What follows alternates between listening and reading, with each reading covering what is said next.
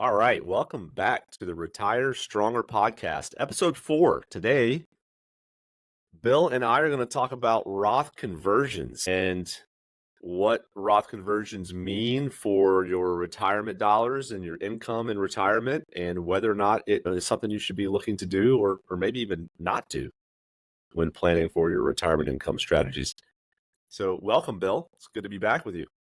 John, good to see you. This is obviously a topic that comes across our desk pretty often, the Roth conversion concept. And so we thought we'd go into a little bit of what it is first, is a Roth conversion. And then we came up with 6 or 7 different considerations that people probably ought to think about if they're considering, is this something that's right for me? And a couple of things before we get into it, John. I would say from a 10,000 foot view, the concept of a Roth conversion is like a lot of other concepts in finance. If you take this action, there's going to be another action on other parts of your finances that this will affect. So generally, things that you do when it relates to finance do not operate in a vacuum. So there's a lot to consider. There are probably a lot more considerations than, say, 6 or 7 that you need to determine if this is right for you. But this is kind of the top ones that we came up with, the top items. So first and foremost, what is a Roth conversion? And a Roth conversion is a pretty simple concept. It's when you move assets from a pre-tax account, such as a traditional IRA, a SEP IRA, a simple IRA, 403B, anything that's a pre-tax type of account. When you take those assets and you essentially withdraw them or distribute them, pay the tax on them, and then roll them into a Roth IRA. At the point, obviously, that you do that conversion, that's when you pay the tax on those dollars. Okay. So when you do that step, that's actually treated as ordinary income to you, but you can actually do that in a fashion without the 10% penalty if you're over 59 and a half in doing it. So I think I clarified that description correctly, John. That's the basic logistics of how you do a Roth conversion, correct? Yeah, absolutely. I think that, it's pretty basic. There's not a whole lot of rocket science going on behind the scenes with respect to what a Roth conversion is. But as you mentioned, there are so many things to consider when doing a Roth conversion. And I would imagine that, you're probably going to hit on a couple of very important ones, especially, with, how old should you be when you do it, what to consider if you under age 59 and a half, things of that nature. So I'm sure you're going to touch on those things. And, the very first thing to think about when you're considering, is a Roth conversion right for me, is, well, first of all, you have to have money in pre-tax accounts. If you don't have a pre-tax 401k, or if you already have a Roth account, all your money is in that Roth account, or you have a non-qualified account, it's not going to work. Can't do a Roth conversion on any of those types of accounts. So you have to have a tax-deferred account, such as the ones that I named earlier. And basically, these are the ones where you are deferring taking income and putting it into your 401k, or you're deferring and getting a tax reduction by putting it into a traditional IRA if you qualify for that. So the very first thing is you got to have something that's pre-tax to be able to convert it to a Roth. Correct. Absolutely. So from there, now we got to start getting into things like, okay, so if I've got to do this and I'm going to withdraw money and I'm going to have to pay tax on it, obviously there's some tax considerations on this. John, run us through a little bit of the tax considerations that people probably ought to think about. Absolutely. Well, one of the biggest things that you and I do when we work with our clients and trying to determine whether or not a Roth conversion is even appropriate is, where do you think you're going to be in retirement with respect to your tax bracket? When you're 65, 67, into your 70s, do we think that retirement tax bracket at that point in your life is going to be lower, higher? It's really, it is a kind of a critical thing to try and estimate as well as you can, and understand where your income sources are going to be coming from to help you get a pretty decent idea where you're going to fall.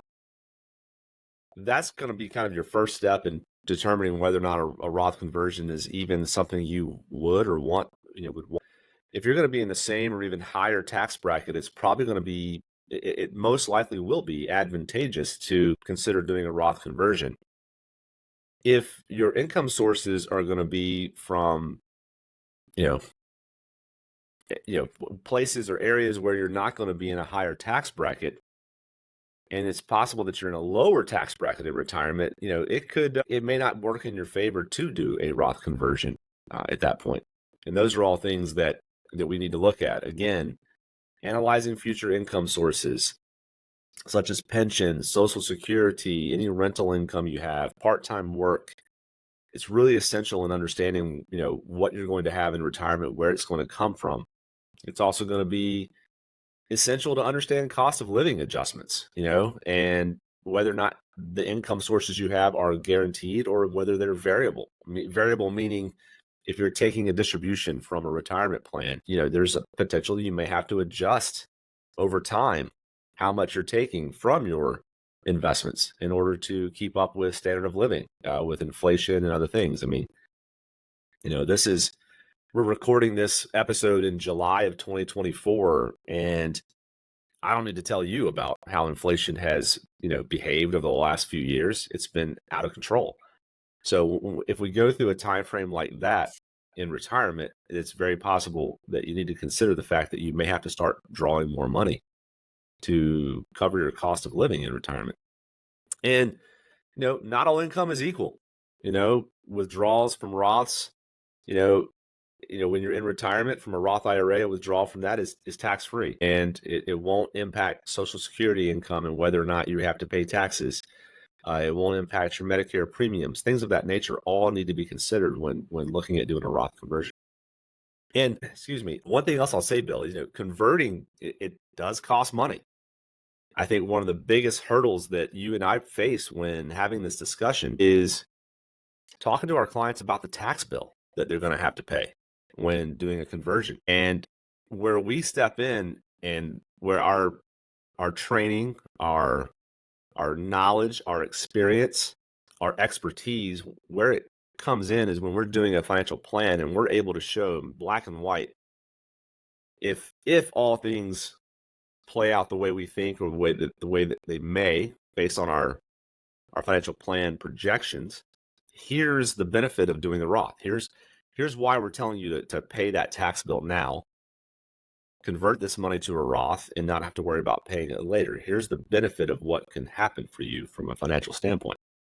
So I don't know. Do we want to cover, Bill, how you should pay the tax bill and I why you think should that do it certain we ways? should. I think we're going to get to that actually. But you just said a few things that, I feel like we're walking in a swamp at this point with the things that you have to think about because, you just said, first of all, you've got to think about what tax brackets you're going to be in. Well, we don't even know what tax brackets are going to be next year, right? Those are going to be different. So that's tricky.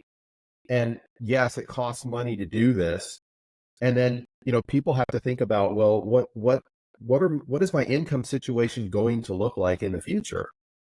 5 years down the road, 10 years down the road. So what I'm hearing you say is that ultimately you really need to sit down and be honest with yourself and create an actual income plan, right? So that you can map this out and have an idea of what this is going to look like in the future. I think that's probably like a first step. You've got to figure out, what is it going to look like? What's the best estimate I can come up for what my income is going to look like and what sources I'm going to be drawing it from when I hit 70, when I hit 75, that type of thing, to even see if something like this makes sense. Would you agree with that? 100%. Yes. Look, Roth conversions are not complicated from the aspect of actually completing one and going through the steps to make it happen. The complicated part and somewhat complex part is whether or not it's the right thing to do, whether or not it makes sense, because of all of the variables that we just mentioned, have to be taken into consideration. And I used two key Mm-hmm. words here. We can solve complicated problems. You have to understand and have the knowledge and expertise to solve complicated problems.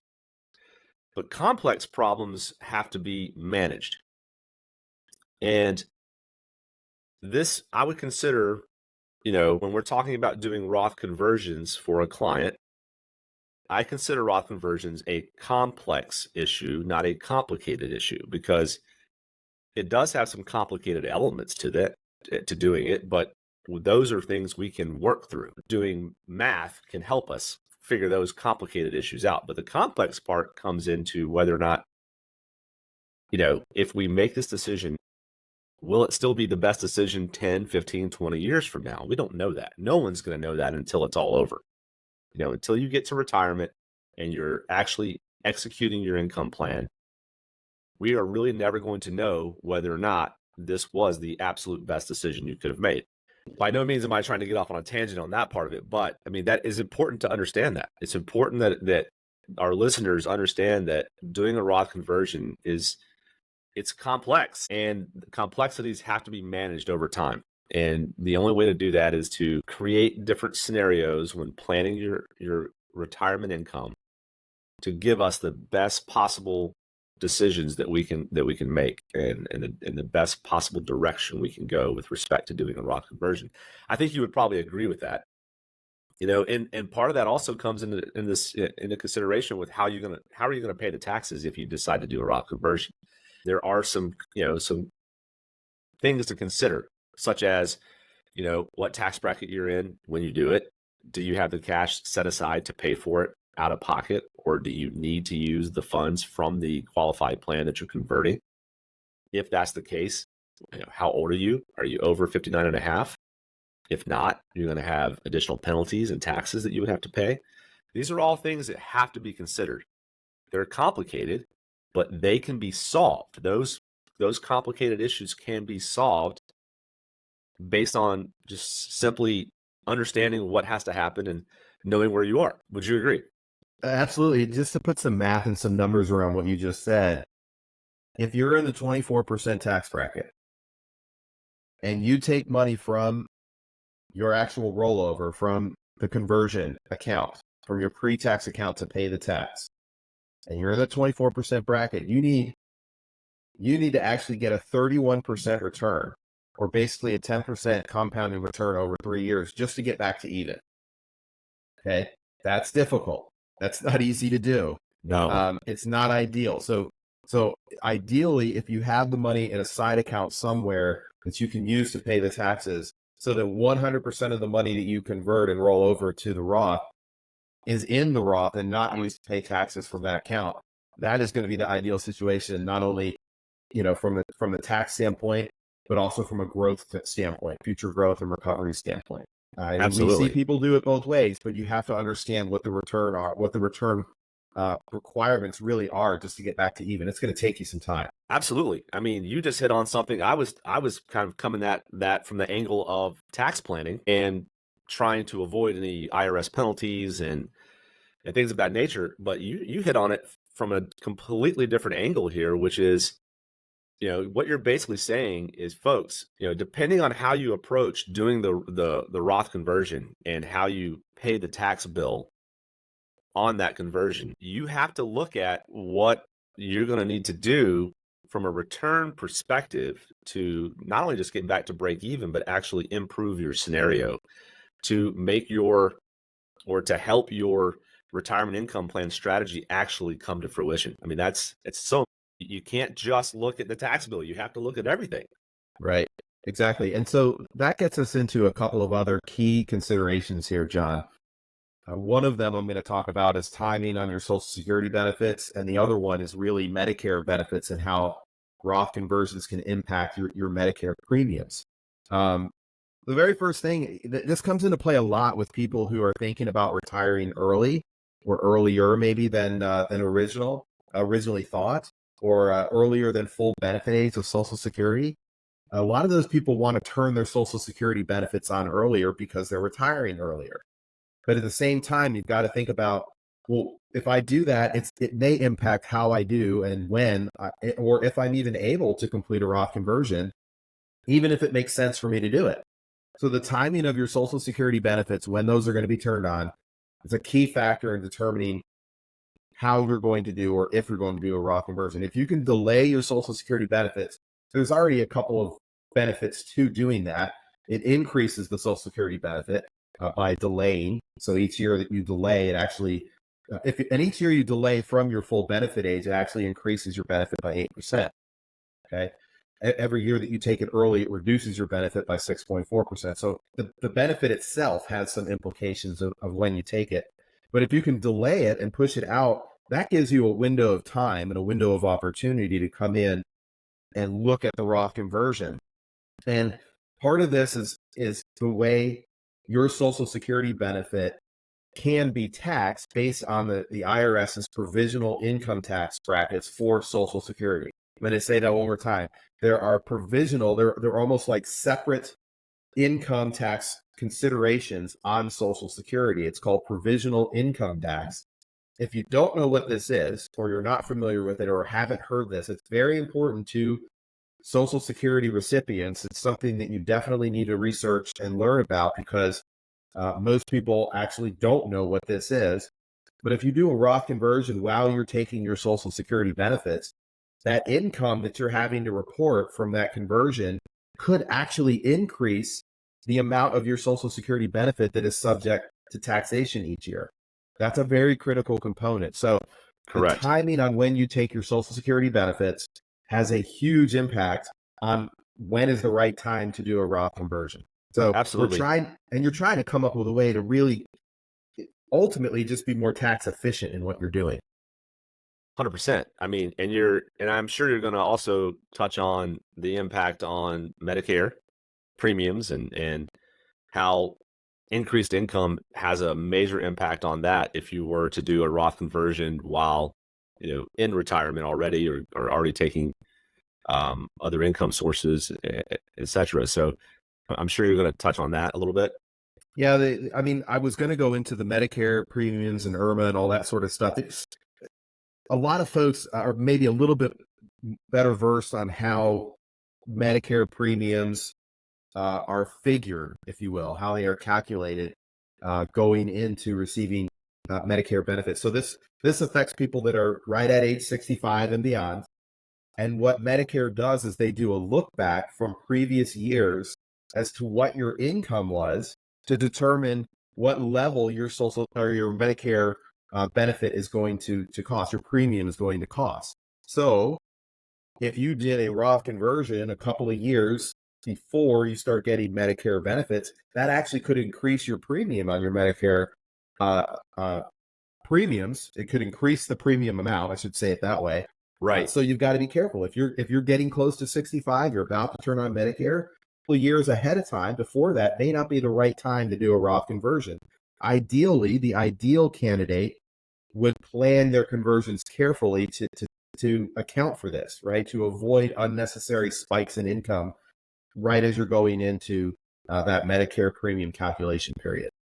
Absolutely. So many of our clients just have a really hard time wrapping their head around why am I having to pay a level of premium for my Medicare benefits as if I'm, they're charging me as if I'm making the same amount of money that I was making before I retired. And, you know, so much of that is like what you just said. They'd have remind everyone, Bill, for those that are listening, how many years they look back to look at your income to determine those.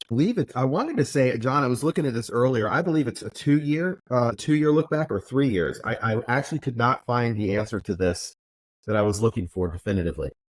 Yeah, I think it's either 2 or 3, and it could have changed for all I know. All that the whole point of that question and what you were just saying is when you make decisions that impact your reportable income, your taxable income, if you do it too close to turning 65 and getting on Medicare, it can have a major impact on what you pay. That's the bottom line. That's why we are being so adamant about how doing a Roth conversion, again, it's a pretty simple concept, yet there's a lot of complicated things that go into determining whether or not it's right for you and whether or not it's the right time for you to do it.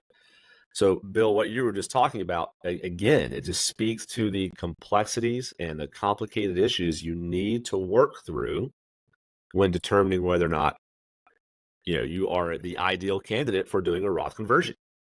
Yeah, this is called the income related monthly adjustment amount, or IRMA for short.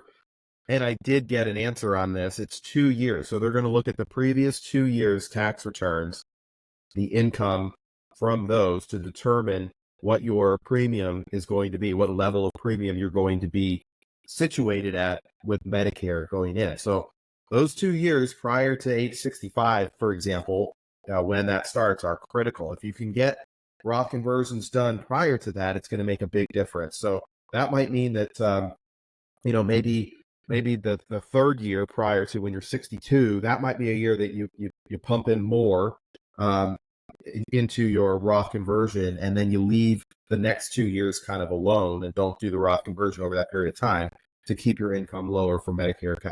And that, obviously some people, those premiums it doesn't affect them. The difference between the premium isn't that big of an impact. But a lot of people are very sensitive to this, so it's definitely a consideration, and you don't want that sticker shock unnecessarily. Yeah, no, I agree. I agree 100%. Let's talk about, we were talking about timing on Medicare just now, but what about just timing in general on doing Roth conversions? And I would say you would probably agree with me that, if you have a longer runway, if you have a longer time frame to complete these conversions, the better off you're going to be for multiple reasons. I think you and I would both say that the benefits of doing a Roth conversions are more pronounced the longer you have until you need to make withdrawals, because the funds have more time to grow tax-free when they're inside the Roth. And let's also just remind everyone about how Roth IRAs work. Like anything in the financial world, you have to play by the rules of the IRS in order to achieve the benefits of doing a Roth IRA. Meaning, if you want to pull any of your funds that have grown inside the account out of that account and enjoy the tax-free benefit of it, you have to have had the Roth IRA in place for at least 5 years. And you have to be over the age of 59 and a half before you take withdrawals. So it's both of those. So you got to be 59 and a half, and you have to have had at least $1 in your Roth IRA for a minimum of 5 years before you take any withdrawals to enjoy the tax-free nature and tax-free benefits of what a Roth IRA can bring to the table. Bill, let's answer the question on whether or not that also is the same for a Roth conversion. If a client does not own a Roth IRA, does not have one, and they convert a traditional IRA or a 401k or 403b to a Roth IRA, do they still have to wait the 5 years to take the money out tax-free? Well, the IRS imposes a 10% early withdrawal penalty if you withdraw funds from a Roth IRA conversion before the 5-year rule has passed on those as well. So we've got some kind of really squeezed windows here. We're talking about you've got to be 59 and a half to avoid a 10% penalty. Right. Then you've got this 5-year rule on the money going into the Roth. And by the way, that's the first dollar that goes in. So if you do multiple conversions, that doesn't reset the 5-year period. It's based on the first conversion, that first year. So you could be in the 5th year, do your 5th conversion, and that money doesn't have to wait a season 5 years for you to access it. That's a key consideration on that part of it. Correct. Great. Absolutely. So again, one thing you just mentioned was doing multiple conversions. And I think one of the confusions that we see from clients a lot of times is they are under the impression they have to convert the entire account all at once. And that's just not the case. You can do multiple conversions over time to help with several things. One, the biggest aspect of that, the biggest benefit of doing multiple conversions over time would be the tax implications. Because if you're converting $1 million IRA and you do it over a 10-year span at $100,000 roughly, if you're just doing simple, easy math, per conversion, $100,000 tax, on your tax bill, of additional income is a whole lot less in taxes you're going to owe than having to convert or deciding to convert all 1 million of that account up front. So timing is definitely key. From managing your taxable income, spreading out the conversions over several years also helps, it lowers your tax bill, could possibly, keep you from, having adverse scenarios when it comes to the IRMA tax bracket you were mentioning earlier in regard to the Medicare premiums you pay. Spreading things out over time, it can optimize the conversion's tax impact and making it a very powerful tool for long-term retirement planning.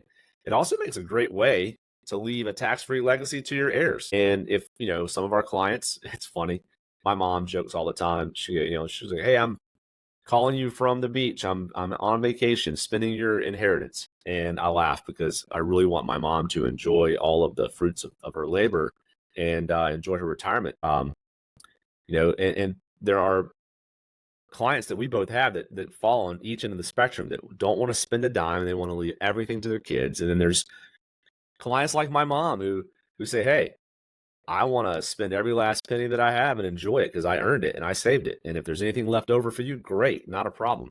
But, you know, doing Roth conversions can be a very powerful tool if your intent is to leave a legacy, a financial legacy to your family. And when you think about too, if you left these dollars in a traditional IRA or a 401k or 403b, if you left that and your children inherit that, you know, the stretch IRA doesn't exist anymore. Your kids are going to have to pull this money out over a 10-year span. They can do it a little bit at a time over the 10 years, or they can take it all out at once at the end of the 10, before the 10 years finished.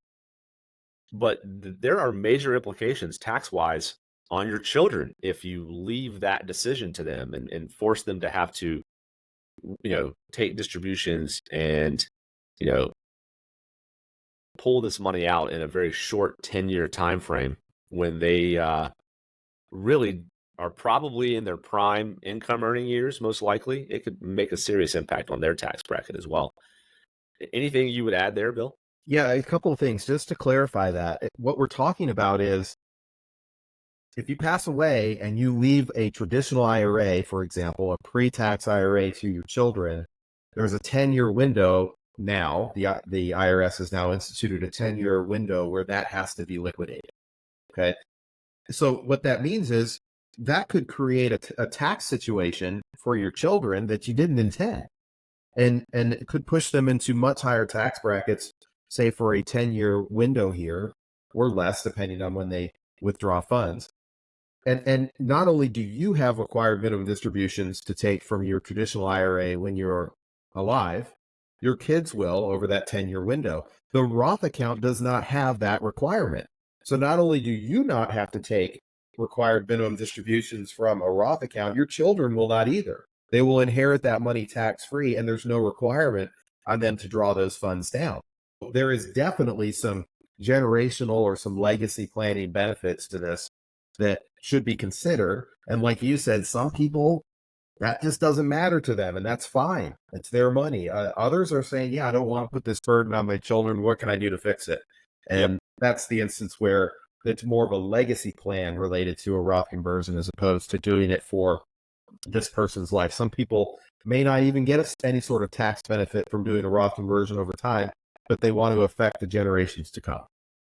Absolutely. It's, again, this is something that a lot of folks struggle with, which is, why would I take this lump sum of money that I have and either do it all at once or spread it out over a few years and remove it from the account that it's in and move it over here to another account?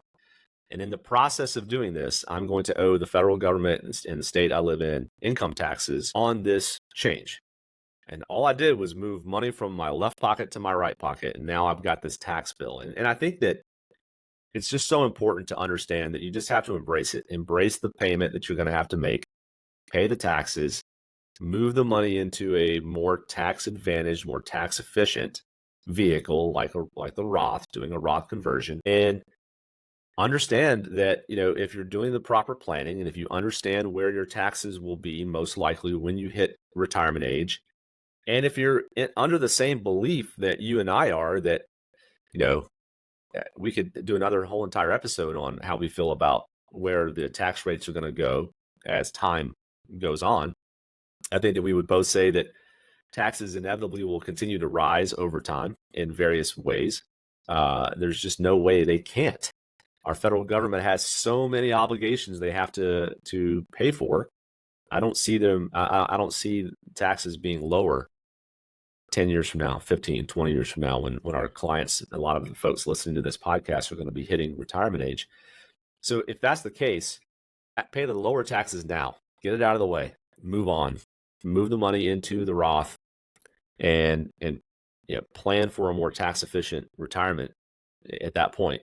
Again, this approach is, and this concept is it's advantageous for those that feel like tax rates are going to be higher in retirement than they are now. But I want to kind of hit one more time the fact that the complicated parts and pieces of doing a Roth conversion have to be settled. You have to understand the impact of doing a conversion now versus later, or spreading it out over time versus doing it all at once. Those things have to be studied. They have to be looked at. They have to be calculated. You have to figure that out before you make this decision, because what you don't want to do is make the wrong decision and just do it on a whim. So I would say it's very important. It's a very important, and it's a great concept, doing a Roth conversion. It can do a lot of good for you from the standpoint of retirement income planning, but you really do have to make sure that you understand the impact on your specific situation, because everyone's situation is different. I mean, I cannot be more clear about that. John, there's going to be opportunity costs no matter what decision you make here, right? But ultimately, there is a way for you to figure out which of these pitfalls, we could call these pitfalls, just call them considerations. Which of these considerations are most important to you? Which are least important to you? You might look at the Medicare premium increase potential and say, it doesn't really bother me. Not a big deal, right? But ultimately, what we're trying to do, what most people should be trying to do, is understand this. Your money can only exist in three places from the IRS's standpoint. It's either taxable, tax deferred, or tax free. And you hear the word tax free and you think, why wouldn't I want all my money in the tax free bucket? Well, there are reasons that you actually want money in the tax deferred bucket and the taxable bucket. Some of those have to do with access points. Some of those have to do with standard deductions that you're given by the IRS in filing each year. But there is a proper mixture for everyone out there, and how much of your money should be in those three areas. And when we determine what that mixture is, and we ultimately determine what mixture should be in the tax-free bucket, that's how we know how much needs to be converted. From there, when we get that amount, now we look at, well, what tax bracket would I be at? How much can I pull out and do this Roth conversion and not bump into the next tax bracket in this particular year, right? So that's when you get into the finer details behind, if I take this step of these considerations that we listed here, which ones are important to me, which ones aren't, and then ultimately you can make the decision from there. John, I thought it would be good to round this off. We didn't talk about, is there a better time in the year, the calendar year, when people should be thinking about doing Roth conversions? What would you say to that? Ooh, yeah, that's a tough one, because I think it's going to be all very, very client specific with respect to their income, what the strategies they're trying to accomplish. I think it's so client specific that it's going to be determined by each and every case we work on. And so I don't know. I personally don't know that there is a better time versus not. I would say definitely earlier in the year, in case you make the decision to reverse the conversion, because the conversions can be reversed if you decide that it's not the best fit. And I believe the deadline for that is what, October sometime? I believe October filing is the deadline for that, yes. Yeah, so you would definitely want to do it prior to that if you want to reverse it. What are your thoughts? I'm curious to know what you think about that. Yeah, I can kind of go either way on this, but I know a lot of people like to look a little bit later in the year, because ultimately they can see what their income picture looks like for the year. They have a pretty good understanding. Maybe they got a bonus they weren't expecting in August or something to that effect, and it actually affected their income. And so that might change what they're going to do in relation to the conversion. Maybe they do less that particular year. So I personally like looking at this for people who are in that space in November, because we have a really good handle generally at that point as to what income is going to look like for the year. For the most part, we can get a pretty good estimate on that, and then sit down, run through these considerations, determine if it makes sense, and then decide how much and what we want to do from there. So, but that, like you said, it is client specific, it is person specific. Some people are going to be different with that. And sometimes we have folks that January hits and they want to go ahead and do that conversion for the year and get this thing going. Yep. And we could do a whole podcast on timing of the Roth conversion based on what the market is doing. When the market, 2022, when the S&P was down roughly 20%, the NASDAQ was down 30% in a year, people were saying, hey, let's do the conversion now. Let's get that money into the tax-free bucket and let it ride the market wave back up, assuming that it's going to turn, right? And so there are all of those types of considerations as well. But that's probably where I would leave it related to during the calendar year. If there's an ideal place, probably isn't, but I would say rule of thumb might be closer to the end of the year so that you can have accurate predictions by income. Yeah, no, I think that's a good point. And I think we could wrap it up there and basically say, hey, let's wrap this up with a bow and tell all of our listeners, hey, at the end of the day, Roth conversions can be a powerful retirement planning tool or concept to implement within your strategy. However, it can be a very complicated and complex issue that you need to carefully work through all the details to make sure it's right for you. So at the end of the day, if a Roth conversion is something that you feel would be appropriate for your situation, just make sure you do the work behind it to determine whether or not it really is, because if you make a mistake or if you do something that's not in your best interest, it can actually work out to be something that's not in your favor long term. So planning is key, bottom line. And I'd Yep. say that's a good place to wrap this one up. This has been a good topic for us to discuss. I think a lot of our clients ask a lot of questions around this specific topic. So I'm sure that we'll continue to deal with this for years to come. Exactly. Find someone you can trust that can help you answer these types of questions. You now have what you need to go out and be armed with the information you need to find out if this is the right thing for you to do. Make sure you find someone you can trust that can answer those questions for you confidently before you take any action on this step. That's just good advice in general, but certainly for this particular topic. So John, thank you so much for setting this up today. This was a lot of fun to go through this particular concept. I hope that everybody out there enjoyed this and this was beneficial. And we'll look forward to seeing everyone next time on the Retire Stronger podcast. All right, Bill. Thanks again. Take care.